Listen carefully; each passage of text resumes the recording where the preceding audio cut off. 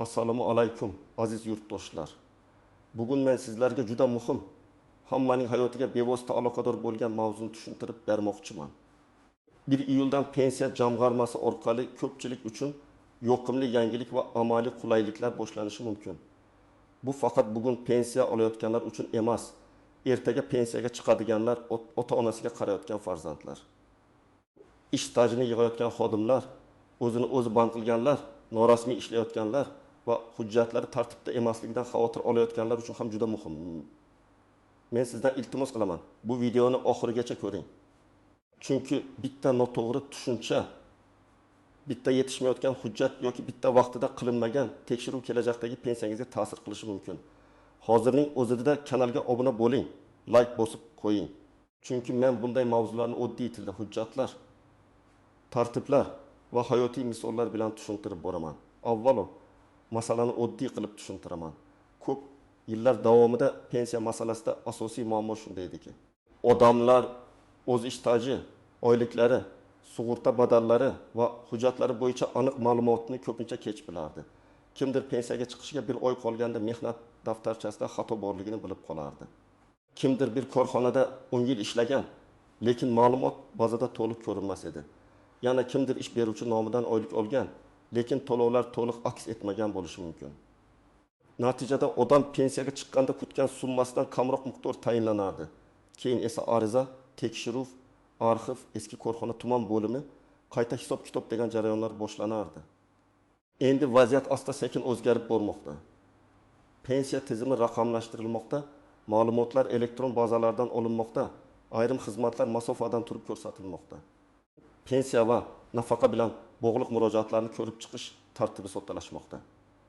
1 iyuldan kutilayotgan yoqimli jihat ham mana shu. Fuqarolar o'z pensiya huquqlarini oldindan ko'rish, ma'lumotlarni tekshirish, xatolarni vaqtida tuzatish va ayrim hollarda ortiqcha yugur-yugurlarsiz natija olish imkoniyatiga yanada yaqinlashadi. Men bu yerda bir narsani aniq aytaman.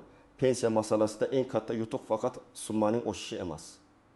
Albatta, pensiya miqdori oshsa, bu juda yaxshi. Lekin undan ham muhimroq narsa bor. Odam o'z huquqini bilishi, tizimda o'z ma'lumotini ko'rishi. Hujjatidagi kamchilikni pensiyaga chiqishidan oldin tuzatishi va keyinchalik nega menga kam chiqdi deb sarson bo'lmasligidir. Oldin ko'pchilik pensiya masalasini faqat yoshi yetganda eslardi.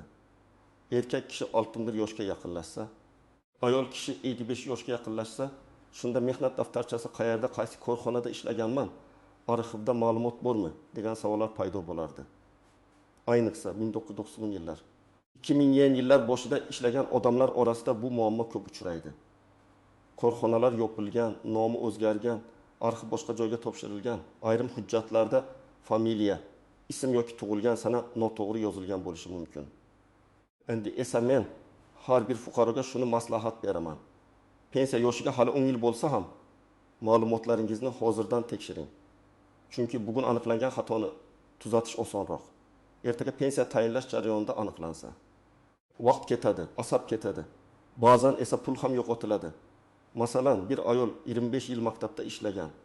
U o'zini bemalol to'liq stajga ega deb o'ylaydi.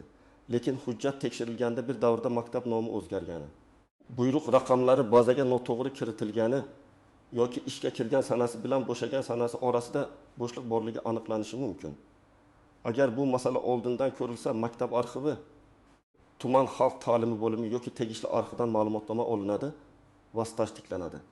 Agar pensiya tayinlash kuni bilinib qolsa, pensiya kam hisoblanishi yoki ish cho'zilishi mumkin. Yana bir misol. Erkak kishi 25 yil zavodda, 8 yil qurilishda, 5 yil xususiy firmada ishlagan. Uning umumiy mehnat faoliyati 28 yil bo'lib ko'rinadi. Lekin elektron tizimda faqat oxirgi yillardagi rasmiy to'lovlar aniq aks etgan. Eski davr hujjatlari esa to'liq emas. Bunday holatda odam men 28 yil ishlaganman deb aytishi yetarli bo'lmaydi. Har bir davr hujjat bilan tasdiqlanishi kerak. Shuning uchun men doim aytaman, mehnat daftarchasi, buyruq nusxalari, ish haqi ma'lumotnomalari, arxiv hujjatlari, soliq va pensiya badallari bo'yicha ma'lumotlar bir-biriga mos bo'lishi kerak. 1 iyuldan yoqimli tomoni shundaki, tizimdagi qulayliklar fuqaroga aynan mana shu tekshiruv va aniqlik bo'yicha yordam beradi. Ya'ni odam avvalidek faqat eshikma-eshik yurib emas, balki elektron xizmatlar, Maypoy-Ko'kbuz pensiya jamg'armasi bo'limlari. Bank ilovalari yoki davlat xizmatlari orqali ayrim ma'lumotlarni ko'rish, ariza berish, murojaat qilish imkoniyatidan foydalanishi mumkin. Bu esa vaqtni tejaydi va eng muhimi odamga o'z holatini oldindan bilish imkonini beradi. Birinchi navbatda pensiya yoshiga yaqinlashayotganlar. Agar siz erkak bo'lsangiz va 50 yoshdan oshgan bo'lsangiz, ayol bo'lsangiz va 50 yoshdan oshgan bo'lsangiz, men sizga bugun hujjatlaringizni tartibga keltirishni maslahat beraman. Hali vaqt bor deb o'ylamang. Bir hujjatni arxivdan topish ba'zan 10 kun emas, 2-3 oy vaqt olishi mumkin. Ayniqsa eski korxona tugatilgan bo'lsa, arxiv qayerdaligini aniqlash ham alohida jarayon. Ikkinchi guruh norasmiy ishlagan yoki hozir ham norasmiy ishlayotganlar. Mana bu juda og'riqli masala. Odam 10 yil ustada ishlaydi, savdoda yuradi, qurilishda ishlaydi. Lekin rasmiy shartnoma bo'lmaydi. Soliq yoki ijtimoiy to'lov aks etmaydi. Keyin pensiya vaqti kelganda men ishlaganman-ku deydi. Ha, ishlagan bo'lishingiz mumkin, lekin pensiya tizimi uchun asos hujjat va to'lovlardir. Shuning uchun men har doim aytaman, bugungi qo'lingizga olayotgan naqd pul ertaga pensiya hisobida ko'rinmasligi mumkin. Rasmiy ishlash, o'zini o'zi band qilish, daromadni qonuniy ko'rsatish kelajakdagi pensiya uchun juda muhim. Uchinchi guruh chet elda ishlaganlar. Agar siz Rossiya, Qozog'iston, Turkiya yoki boshqa davlatlarda ishlab qaytgan bo'lsangiz, o'sha davr pensiya hisobida qanday inobatga olinishi alohida tartibga bog'liq. Har bir davlat bilan kelishuv, hujjatning turi, ish beruvchi tomonidan tasdiqlangan ma'lumotlar va to'lovlar muhim bo'ladi. Shuning uchun chet elda ishlagan davringizni shunchaki og'zaki aytish emas. Hujjat bilan tasdiqlashga tayyor bo'ling. 4-guruh familiyasi o'zgargan ayollar. Turmushga chiqqandan keyin familiya o'zgargan, keyin yana o'zgargan. Ba'zan hujjatlarda eski familiya bilan ish staji qolgan bo'ladi. Bunday holatda nikoh guvohnomasi, familiya o'zgarganini tasdiqlovchi hujjatlar, pasport ma'lumotlari va mehnat daftarchasidagi yozuvlar mos bo'lishi kerak. Aks holda bir odamning staji boshqa familiyada turgandek ko'rinib, qo'shimcha tasdiq so'raladi. 5-guruh nogironligi bo'lgan shaxslar, boquvchisini yo'qotgan oilalar, kam ta'minlanganlar va bolali oilalar. Pensiya jamg'armasi faqat yoshga doir pensiya bilan cheklanmaydi. Nafaqalar, kompensatsiyalar, ijtimoiy to'lovlar, nogironlik pensiyasi yoki boquvchisini yo'qotganlik pensiyasi bo'yicha ham ko'plab fuqarolar murojaat qiladi. Bu yo'nalishda ham ma'lumotlarning to'g'ri bo'lishi, tibbiy xulosa, oila tarkibi, daromad ma'lumotlari va bank kartasi bilan bog'liq tafsilotlar muhim.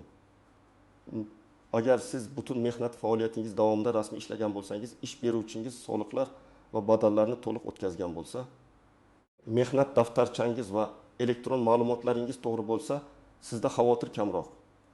Lekin bu umuman tekshirmasa ham bo'ladi degani emas. Hatto eng tartibli odamda ham bitta sana noto'g'ri kiritilgan bo'lishi, lavozim nomi boshqacha yozilgan bo'lishi yoki eski ish joydan ma'lumot to'lib o'tmagan bo'lishi mumkin. Masalan, bir odam 30 yil davlat tashkilotida ishlagan, hammasi rasmiy. Lekin tizimda 2005-2006 yillardagi oylik ma'lumotlari noto'liq ko'rinadi. Bu pensiya hisobida ta'sir qilishi mumkin. Yoki boshqa bir ayol 20 yil tibbiyot muassasasida ishlagan, lekin mehnat daftarchasida muhr xira bosilgan. Bunday kichik ko'rgan masala ham tekshiruvda savol tug'dirishi mumkin. Shuning uchun men xavotir olmang, lekin befarq ham bo'lmang deyman. Raqamli tizimning eng katta foydasi shundaki, u odamga oldindan signal beradi. Avvallari fuqaro pensiya bo'limiga borganda, xodim hujjatlarni ko'rib, mana bu joy yetishmayapti derdi. Endi esa ko'plab ma'lumotlarni oldindan tekshirish mumkin. Bu degani, siz pensiya yoshiga yetmasdan turib ham o'z ish stajingiz, rasmiy daromadingiz, ijtimoiy to'lovlaringiz va ayrim huquqlaringiz bo'yicha ma'lumot olishga harakat qilishingiz kerak. Men oddiy misol keltiraman. 2 kishi bir xil yoshda, ikkalasi ham 60 yoshga to'ladi. Birinchisi hujjatlarni 2 yil oldin tekshirgan, eski korxonadan arxiv ma'lumotnomasini olgan, familiya bo'yicha xatoni tuzatgan, bank kartasini tayyorlagan. U pensiya tayinlashda kamroq qiynaladi. Ikkinchisi esa hammasini oxirgi oyga qoldirgan. U bir joydan arxiv qidiradi, bir joydan ma'lumotnoma oladi, eski ish joyi yopilganini bilib qoladi, yana murojaat yozadi. Natijada pensiya tayinlash jarayoni cho'ziladi, odam asabiylashadi. Ba'zan vaqtinchalik kamroq miqdor bilan rozi bo'lib yuradi. Farq faqat bilim va tayyorgarlikda. Endi eng muhim nozik joylarga o'tamiz. Birinchi nozik jihat. hamma davr ham avtomatik ko'rinavermaydi. Ayniqsa eski yillardagi ish staji uchun qog'oz hujjatlar hali ham katta ahamiyatga ega bo'lishi mumkin. Shuning uchun hammasi elektron bo'lib ketdi. Endi hujjat kerak emas degan fikr noto'g'ri. Elektron tizim yordam beradi, lekin eski davrni tasdiqlash uchun arxiv hujjati kerak bo'lishi mumkin. Ikkinchi nozik jihat, faqat ish staji emas, oylik miqdori ham ahamiyatli. Pensiya hisobida odamning ishlagan yillari bilan birga ma'lum davrdagi daromadlari ham rol o'ynaydi. Agar ish beruvchi sizga rasmiy ravishda eng kam oylik ko'rsatib, qolgani konvertda bergan bo'lsa, pensiya hisobida faqat rasmiy qismi ko'rinadi. Bu juda muhim. Bugun ko'proq naqd olish yoqimli tuyulishi mumkin, lekin ertaga pensiya kamroq chiqsa, sababi aynan shu bo'ladi. Uchinchi nozik jihat, bolalar parvarishi, harbiy xizmat, o'qish davri, nogiron bolaga qarash kabi davrlarning hisobga olinishi alohida qoidalarga bog'liq.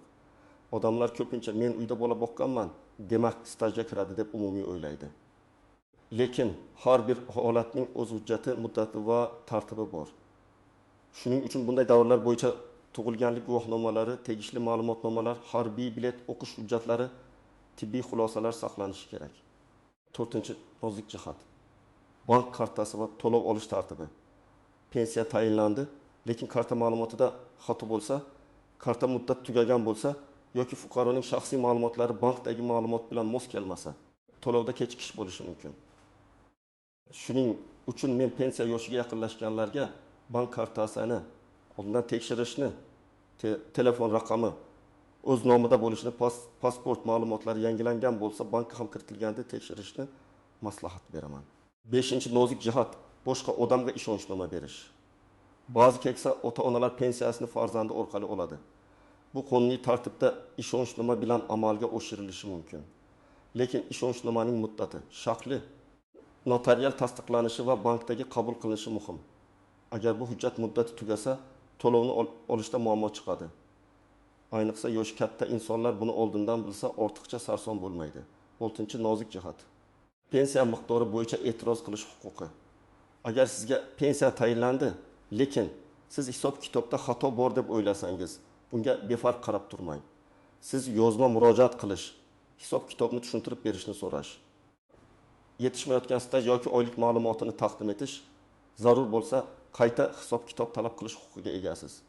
Men ko'p ko'rganman, odamlar davlat hisoblagan bo'lsa, demak to'g'ridir deb jim yuradi. Aslida tizimda ham xato bo'lishi mumkin.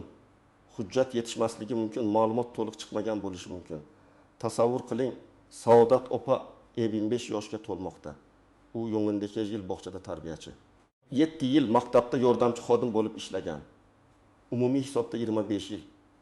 Lekin 1992 yillar orasidagi bog'cha hujjatlari arxivda saqlangan, elektron bazada ko'rinmayapti. Agar Saodat opa oldindan arxivga murojaat qilsa, ma'lumotnoma oladi va pensiya tayinlashda shu davr qo'shiladi. Agar buni qilmasa, dastlabki hisobda staji kamroq ko'rinishi mumkin. Bu esa pensiya miqdoriga ta'sir qiladi. Yana bir misol, Bahodir aka 60 yoshga yaqin. U uzoq yillar qurilishda ishlagan, lekin so'nggi 12 yilning 6 yilida rasmiy shartnoma bo'lmagan. U o'zini men doim ishlaganman deb hisoblaydi. Lekin pensiya hisobida faqat rasmiy tasdiqlangan davrlar asos bo'ladi. Bu holatda Bahodir aka kelajak uchun hozirdan rasmiy ishlash, o'zini o'zi band qilish yoki qonuniy daromad ko'rsatish tartibiga o'tish kerak. Aks holda ishlagan mehnat hayotda bor, lekin pensiya hujjatda yo'q bo'lib qoladi. 3-misol, Dilfuza opa turmushga chiqqach familiyasini o'zgartirgan, keyin ajrashgach yana eski familiyasiga qaytgan. Mehnat daftarchasining bir qismida bir familiya, diplomda boshqa familiya. Pasportda 3-holat bo'lishi mumkin. Bunday vaziyatda har bir o'zgarishni tasdiqlovchi hujjat kerak bo'ladi. Agar hujjatlar tayyor bo'lsa, muammo yo'q. Agar yo'q bo'lsa, odam bir necha idoraga borib vaqt yo'qotadi. 4-misol, Otabek ismli yigit hozir 35 yoshda. U pensiya menga hali uzoq deb o'ylaydi. Lekin aynan Otabeklar uchun bu mavzu eng muhim. Chunki u bugun rasmiy ishlasa, daromadini qonuniy ko'rsatsa, pensiya tizimida izi qoladi. Agar u 20 yil norasmiy ishlasa, keyin 45 yoshdan keyin hammasini to'g'rilash qiyin bo'ladi. Pensiya masalasi keksalik masalasi emas. Mehnat faoliyatining birinchi kunidan boshlanadigan moliyaviy masala. Endi men sizga aniq nima qilish kerakligini aytaman. Birinchi qadam, shaxsiy hujjatlaringizni tartibga soling. pasport yoki ID karta, JSHIR, mehnat daftarchasi, diplom, harbiy bilet, nikoh yoki ajrim guvohnomasi, farzandlarning tug'ilganlik guvohnomalari, nogironlik bo'yicha hujjatlar, arxiv ma'lumotnomalari bir joyda saqlansin. Hujjatning asl nusxasi alohida, nusxalari alohida bo'lsin. Ikkinchi qadam, ish stajingizni yozib chiqing. Oddiy daftar yoki telefoningizda ro'yxat qiling. Qaysi yildan qaysi yilgacha qayerda ishladingiz, lavozimingiz nima edi? Korxona nomi o'zgarganmi? Hujjat bormi yoki yo'qmi? Bu ro'yxat sizga qaysi davr bo'yicha muammo bo'lishi mumkinligini ko'rsatadi. Masalan, 1995-1990 yillar bor, lekin hujjat yo'q. Demak, aynan shu davrni qidirish kerak. Uchinchi qadam. Elektron xizmatlardan foydalaning. myBokkok.uz orqali mavjud xizmatlarni tekshiring. Pensiya jamg'armasining rasmiy axborot kanallarini kuzating. Tuman yoki shahar pensiya bo'limidan maslahat oling. Agar telefon orqali ma'lumot olish imkoniyati bo'lsa, avval qo'ng'iroq qilib aniqlang. Har bir murojaatingizda ism, familiyangiz, JSHIR, yashash manzilingiz, muammo mazmuni va ilova qilinayotgan hujjatlarni aniq yozing. 4-qadam. Ish beruvchingizdan ma'lumot so'rang. Agar hozir ishlayotgan bo'lsangiz, kadrlar bo'limidan mehnat shartnomangiz, lavozimingiz, ishga kirgan sanangiz, buyruq raqamingiz va rasmiy oylik hisobingiz to'g'ri yuritilayotganini tekshiring. Soliq va ijtimoiy to'lovlar bo'yicha ham aniqlik kiriting. Bu noqulay savol emas. Bu sizning huquqingiz. Ish beruvchi bugun tartib bilan ishlasa, siz ertaga pensiyada qiynalmaysiz. 5-qadam. Eski ish joylari bo'yicha arxiv izlang. Agar korxona yopilgan bo'lsa, uning hujjatlari qaysi arxivga topshirilganini aniqlash kerak. Tuman arxivi, shahar arxivi. Soha bo'yicha yug'ori tashkilot yoki tugatilgan korxona komissiyasi orqali ma'lumot topish mumkin. Arizangizda qaysi yillarda ishlaganingiz, lavozimingiz, korxona nomi va shaxsiy ma'lumotlaringizni aniq yozing. Men u yerda ishlaganman, topib bering degan umumiy ariza ko'pincha jarayonni cho'zadi. 6-qadam. Agar pensiya tayinlangan bo'lsa, hisob-kitobni tushunib oling. Sizga qancha staj hisobga olingan? Qaysi daromad davri olingan? Qaysi hujjatlar asos bo'lgan? Nimasi kiritilmagan? Bularni so'rashdan uyalmang. Agar xato ko'rsangiz, yozma murojaat qiling. Og'zaki gap ba'zan unutiladi. Yozma murojaat esa ro'yxatdan o'tadi va javob berilishi kerak bo'ladi. 7-qadam. Ota-onangizga yordam bering.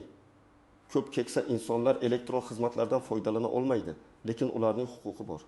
Farzand sifatida siz ularning hujjatlarini tekshirib berishingiz, bank kartasini yangilashga yordam berishingiz, pensiya bo'limiga birga borishingiz, kerak bo'lsa ariza yozib berishingiz mumkin. Bu faqat yordam emas, bu oilaviy mas'uliyat. Men alohida ogohlantiraman. Pensiya masalasida men tanish orqali tez qilib beraman, staj qo'shib beraman, pensiyani oshirib beraman degan gaplarga ishonmang. Pensiya qonuniy hujjatlar asosida hisoblanadi. Agar kimdir sizga noqonuniy yo'l taklif qilsa, bu keyinchalik katta muammoga aylanishi mumkin. Hujjat soxtalashtirish, yolg'on ma'lumot berish yoki noqonuniy to'lov qilish nafaqat pulingizni yo'qotadi, balki huquqiy javobgarlikka ham olib kelishi mumkin. Yana bir ehtiyot bo'ladigan narsa internetdagi tasdiqlanmagan xabarlar. Iyuldan hammaga falon so'mdan qo'shilar ekan, hamma pensionerga bir martalik pul berilar ekan, ariza bermaganlar ololmay qolarkan degan xabarlarni ko'p ko'ramiz. Har bir xabarni rasmiy manbadan tekshiring. Pensiya jamg'armasi, hukumat qarorlari, prezident farmonlari, myBokkok.uz yoki rasmiy idoralar ma'lumotiga tayaning. Men ham ekspert sifatida sizga shuni tavsiya qilaman. Eshitganingizga emas, hujjatga ishoning. Yana bir muhim ogohlantirish. Bank kartangiz, SMS kodi, ilova paroli va shaxsiy ma'lumotlaringizni hech kimga bermang. Pensiya yoki nafaqa nomidan firibgarlar qo'ng'iroq qilib, to'lov tushishi uchun kodni ayting deyishi mumkin. Hech qachon bunday qilmang. Davlat idorasi yoki bank xodimi sizdan SMS kod so'ramaydi. Ayniqsa pensioner ota-onalarga buni tushuntiring. Men bu yangilikni yoqimli syurpriz deb atayotganimning sababi shundaki. Pensiya tizimidagi har qanday qulaylik oddiy odam uchun katta yengillik. Kimdir uchun bu ortiqcha navbatda turmaslik, kimdir uchun hujjatni elektron yuborish, kimdir uchun pensiya miqdorini qayta ko'rib chiqish imkoniyati, kimdir uchun yo'qolgan stajni tiklashga aniq yo'l, kimdir uchun esa ota-onasining pulini vaqtida va muammosiz olishi. Eng asosiysi, bu mavzu faqat bugungi pensionerlarga tegishli emas. Bugun 25 yoshli yigit qiz ham shu tizimning kelajakdagi ishtirokchisi. Bugun rasmiy ish, qonuniy daromad, to'g'ri yuritilgan hujjat, o'z vaqtida qilingan to'lov ertangi barqaror pensiyaning poydevori. Men buni ko'p marta aytaman, yana takrorlayman. Pensiya yoshga yetganda boshlanmaydi. Pensiya birinchi rasmiy ish kuningizdan boshlanadi. Aziz yurtdoshlar, bugungi mavzudan asosiy xulosa shuki, 1 iyuldan pensiya jamg'armasi bilan bog'liq qulayliklar va yangiliklar ko'pchilik uchun muhim imkoniyat bo'lishi mumkin. Lekin bu imkoniyatdan foyda olish uchun sizning hujjatlaringiz, ish stajingiz, rasmiy daromadingiz va shaxsiy ma'lumotlaringiz tartibda bo'lishi kerak. Befarq bo'lmang, hammasini oxirgi kunga qoldirmang. Ota-onangizga ham yordam bering. Men sizga bugunoq 3 ta ishni qilishni tavsiya qilaman. Mehnat daftarchangizni va asosiy hujjatlaringizni tekshiring. Ish stajingizni yillar bo'yicha yozib chiqing. Kerak bo'lsa, pensiya jamg'armasi bo'limi yoki davlat xizmatlari orqali ma'lumot oling. Agar pensiya tayinlangan bo'lsa-yu, hisob-kitobda savol bo'lsa, yozma murojaat qiling va tushuntirish talab qiling. Sizda bu mavzu bo'yicha qanday savollar bor? Pensiyangiz kam hisoblanganmi? Stajingiz chiqmay qolganmi? Arxivdan hujjat topishda qiynalganmisiz? Izohlarda yozing. Men keyingi videolarda eng ko'p berilgan savollarni alohida tushuntirib beraman. Videoga like bosishni, kanalga obuna bo'lishni va yaqinlaringizga ulashishni unutmang. Chunki bunday ma'lumot bir odamning emas, butun oilaning kelajakdagi daromadiga ta'sir qilishi mumkin.